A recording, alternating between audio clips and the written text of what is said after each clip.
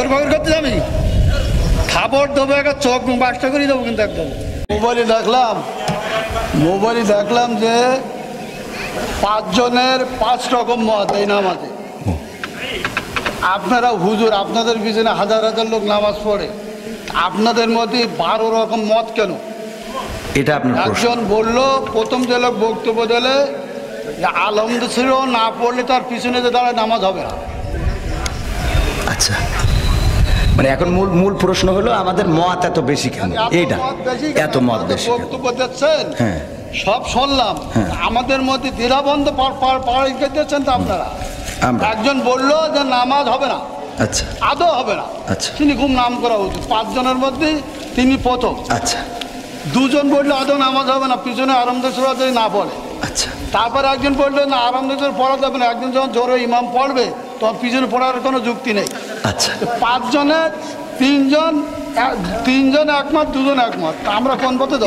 এখানে বিষয়টা হলো ইখতিলাফ আলেমদের না বাবারে। আমার তো তাহলে এবার আমি একটু উত্তর দিই, সেটা হলো আমি তো অত বড় হুজুর এই বিষয়ে বড় হুজুর উত্তর দিক নাকি? আমি শুধু এতটুকু বলি, সেটা হলো ইখতিলাফটা আলেমদের, এই ইখতিলাফ এটা এখন শুধু না, বিশ্বনবী সাল্লাল্লাহু আলাইহি সাল্লামের সাহাবীদের যুগেও ইখতিলাফ ছিল, এটা মত পার্থক্য থাকবে।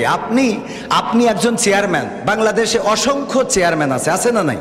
তো সব চেয়ারম্যান কি একই সুরে কথা বলে? বলেন, চেয়ারম্যান করে ইসলামের মধ্যে ভেদাভেদ হবে কেন? চেয়ারম্যানই করে এক জিনিস আর ইসলাম এক জিনিস। চেয়ারম্যান আর ইসলামের মধ্যে আপনারা তো বুঝাইতে পারবেন না। আমি যদি বলি, যেমন আপনি একজন আলহাজ মানুষ, দেখেন আপনি সব বাদ দেন, ইসলামের বেসিক কিছু নিয়ম আছে। ইসলামের কোনো সম্পর্ক? আচ্ছা, ইসলামের তো আপনি হজটা করেছেন তাই না?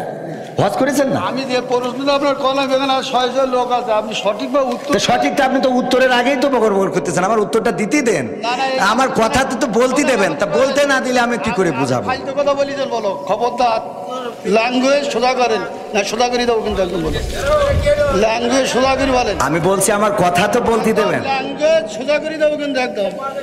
বিয়াদব লোক কম নাগার ভগর ভগর করতে যাবি, খাবার দেবো, একটা চোখ বাসটা করে দেবো কিন্তু একদম।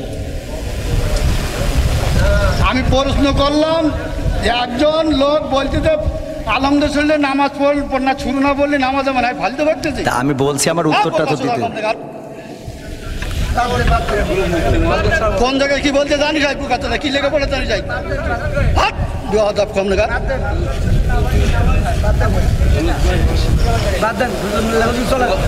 একদম বাস্ত করে দেবো সব একদম।